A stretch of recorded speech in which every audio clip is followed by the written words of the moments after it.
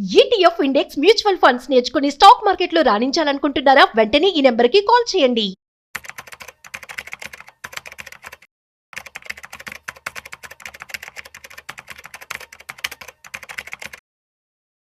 House loan చాలా మంది తీసుకుంటూ ఉంటారు. కానీ ఒక్కసారి హౌస్ లోన్ తీసుకుంటే అది 20 నుంచి 30 ఏళ్ల పాటు మనం కట్టాల్సి ఉంటుంది.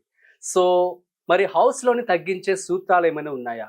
అసలు హౌస్ లోన్ 20 ఏళ్ళు కాకుండా 10 ఏళ్లలో తీర్చుకోగలమా? సో వీటికి సంబంధించి టిప్స్ అనేది ఇవాళ మనతో ఇవ్వడానికి qualified personal finance professional mister Sairam ఉన్నారు. సో వారి మాటల్లోనే మరింత సమాచారం అడుగుదాం. సో హాయ్, హలో, నమస్తే, వెల్కమ్ టు సుమన్ టీవీ. నేను మీ Rajiv Pasupuleti. So let's start. So hi sir, నమస్తే. నమస్తే రాజు గారు. యా, సో నమస్తే అండి. సో మనం చూస్తున్నట్లయితే చాలా మంది మాక్సిమం పీపుల్ హౌస్ లోన్స్ తీసుకుంటూ ఉంటారు. ఇది 20 నుంచి 30 ఏళ్ళు ఒక పెద్ద బర్డెన్ అనే చెప్పుకోవాలి. ఎందుకంటే దానివల్ల నార్మల్ లైఫ్ని కూడా హ్యాపీగా లీడ్ చేయరు. సో దీన్ని ఏమన్నా 20 ఏళ్ళ నుంచి 30 ఏళ్ళు ఉన్నదాన్ని 10 నుంచి 15 ఏళ్ళలో అసలు టెన్యూ తగ్గించుకునే అవకాశం ఉంటుందా?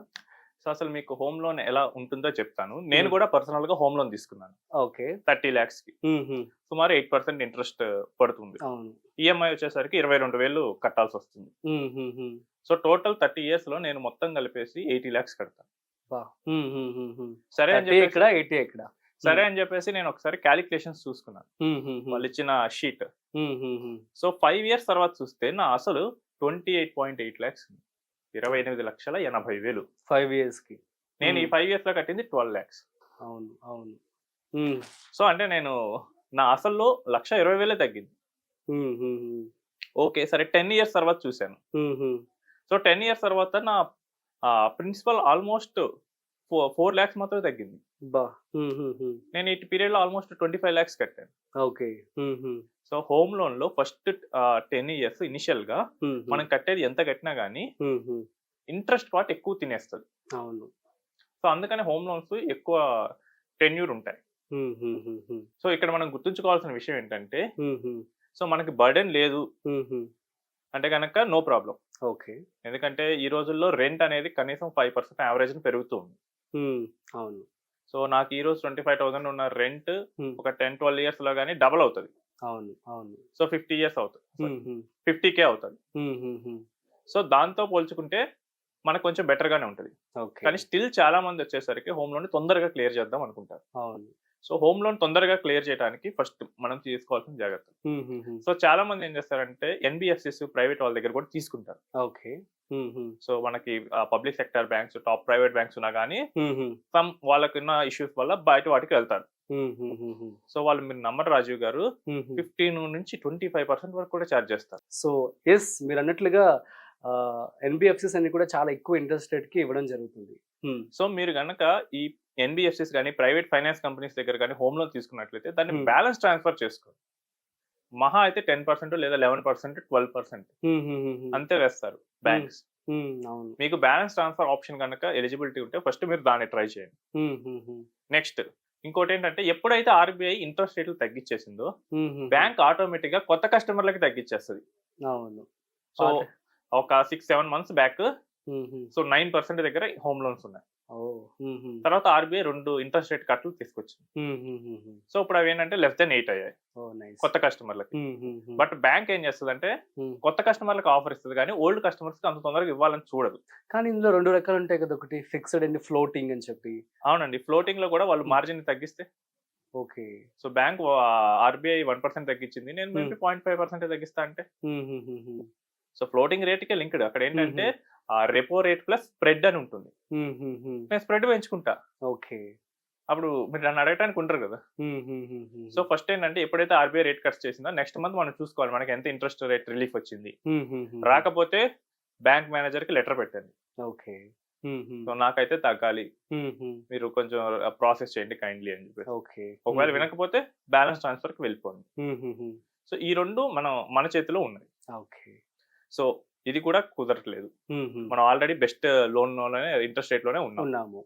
సో అలాంటప్పుడు మీరు 1% ఆఫ్ ది లోన్ అమౌంట్ ని ఒక స్టెప్ అప్ ఎస్ఐపిలో పెట్టుకోండి. ఓకే. సో ఇందాక కేసులో నా కేసులో వచ్చేసరికి 30 lakhs ఉంది కాబట్టి నేను 3,000 రూపీస్. ఓకే. సో పైన వేవి కుదరకపోతే మీరు ఆల్రెడీ బెస్ట్ ఇంట్రెస్ట్ రేట్ లోనే ఉన్నారనుకోండి. సో మీరు ఏం చేస్తారంటే మీ లోన్ లో 0.1% ని SIP లో పెట్టండి, స్టెప్ అప్ SIP లో. ఓకే.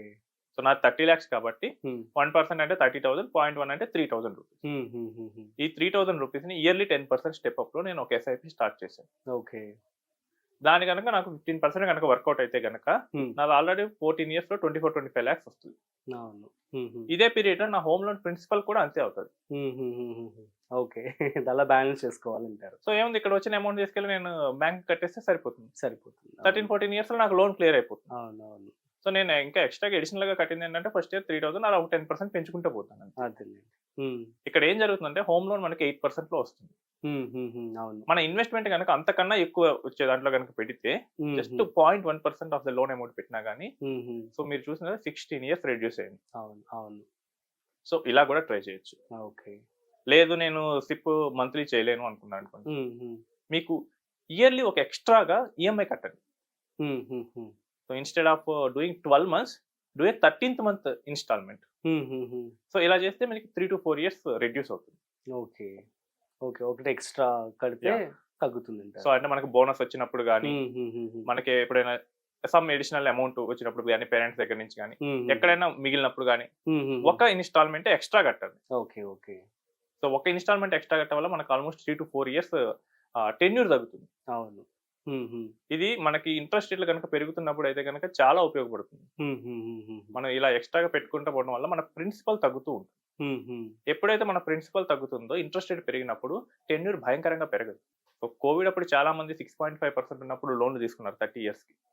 అది 1.5% పెరగగానే లోన్స్ 40-50 years కూడా పెరిగాయి. వీళ్ళు కనుక ప్రిన్సిపల్ లో కనుక ఎక్స్ట్రా అమౌంట్ కనుక పెడుతూ ఉంటే అంత పెరిగేది కాదు. సో మీకు ఎంత వీలైతే అంత, కొంచెం చిన్న అమౌంట్సే, మరీ పెద్దగా కూడా చేయాల్సిన అవసరం లేదు. అదే 0.1% మీరు చెప్పినట్లుగా. సో సిప్ అయితే 0.1%, లేదు నేను ప్రిన్సిపల్ లోనే తగ్గిస్తా అంటే ఒక అడిషనల్ ఇన్వెస్ట్మెంట్ చేసేస్తే. ఒకవేళ నా ఈఎంఐ నేను ఇప్పుడు సాలరీ పెరిగింది, నేను ఈఎంఐ పెంచుకుంటాను, సో అప్పుడు కూడా తగ్గే ఛాన్స్ ఉంటుందా? అప్పుడు కూడా తగ్గుతుంది. కానీ ఇక్కడ మనం కాంపౌండింగ్ కి అగెనిస్ట్ గా వెళ్తున్నాం. ఇక్కడ ఏం జరుగుతుందంటే, సో ఇన్స్టెడ్ ఆఫ్ 22,000 నేను కనుక 25,000 పే చేశాను అనుకోండి, నాకు 20 ఏళ్ళు పడుతుంది లోన్ క్లియర్ చేయడానికి. నాకు ఇంతకు ముందు కేసులో నాకు 14 ఏళ్ళే పట్టింది. సో నేను కాంపౌండింగ్ కి అగెనిస్ట్ గా వెళ్తే ఆ ఎఫెక్ట్ కొంచెం హెవీగానే ఉంటుంది. సో మనం ఎప్పుడు మనం వాటర్ లో స్విమ్ చేస్తున్నాం అనుకోండి, కరెంట్ కి అగెనిస్ట్ గా స్విమ్ చేస్తే మన ఎనర్జీ మొత్తం డ్రైన్ అవుతుంది. అవును. సో ఆ ఫ్లోతో పోతే ఈజీ అవుతుంది. ఇక్కడ కూడా మనకి మన ఇన్వెస్ట్మెంట్ కనుక 12-13-15% అలా పెరుగుతూ ఉంటే దానిలో పెడితే అది ఇంకా తొందరగా గ్రో అవుతుంది, ఈజీగా మన లోన్ ని క్లియర్ చేస్తుంది. సో ఈ 5 స్టెప్స్ కనుక ఫాలో అయితే కనుక మనం ఈజీగా హోమ్ లోన్స్ అనేవి క్లియర్ చేయొచ్చు. మోస్ట్లీ హోమ్ లోన్స్ అనేవి 12-13 years లోనే క్లోజ్ చేస్తారు. మనం ఆత్రత కొద్దీ ఎక్కువ పే చేసామనుకోండి, మనకు ఇప్పుడు ఉన్న ఫ్యూచర్ గోల్స్ మిస్ అవుతాం. కిడ్స్ ఎడ్యుకేషన్ అవ్వచ్చు, రిటైర్మెంట్ అవ్వచ్చు, మన నెక్స్ట్ లైఫ్ స్టైల్ ఇంక్రీజ్ కోసం కార్ పర్చేస్ కావచ్చు, ఇలాంటి అన్నింటిలో కొంచెం కాంప్రమైజ్ అవ్వాల్సి వస్తుంది. సో దాని కాకుండా మనం తెలివిగా చేస్తే మనం సేవ్ చేసుకోవచ్చు. సూపర్ అండి, thank you so much Sairam garu. So guys అర్థమైంది కదా. సో మీరు కనుక హౌస్ లోన్ తీసుకున్నట్లయితే ఇది 20 to 30 years ఉంటుంది కాబట్టి చక్కగా మీరు స్టెప్ అప్ SIPలో కనుక మీరు మినిమం ఇన్వెస్ట్మెంట్ 0.1% మీ యొక్క లోన్లో కనుక ఇన్వెస్ట్మెంట్ చేసినట్లయితే మీకు కొంత టైంకి మీకు టెన్యూర్ కూడా తగ్గే అవకాశం ఉంటుంది. ఎందుకంటే ఒకేసారి బల్క్లో మీకు అమౌంట్ వస్తుంది కాబట్టి దాన్ని తీసుకెళ్ళి మీరు క్లియర్ చేసుకోవచ్చు. ఈ విధంగా కనుక మీరు తెలివిగా ప్లాన్ చేసుకుంటే మీ యొక్క హౌస్ లోన్ అనేది సో టెన్యూర్ తగ్గే అవకాశం ఉంటుంది. So that you can live your happy life మంచిగా అనమాట. సో అయితే మీకు కనుక ఇంకేమైనా డౌట్స్ ఉన్నట్లయితే సాయిరామ్ గారు మీకు ఎక్స్ప్లెయిన్ చేస్తారు. సో కింద స్క్రోల్ అవుతున్నటువంటి నెంబర్కి మీరు కాల్ చేసి సో మీ డౌట్స్ని మీరు క్లారిఫై చేసుకోవచ్చు. That's it. సో మరొక ఇంట్రెస్టింగ్ కాంటెంట్తో మళ్ళీ కలుద్దాం. అంతవరకు చూస్తూనే ఉండండి సుమన్ టీవీ.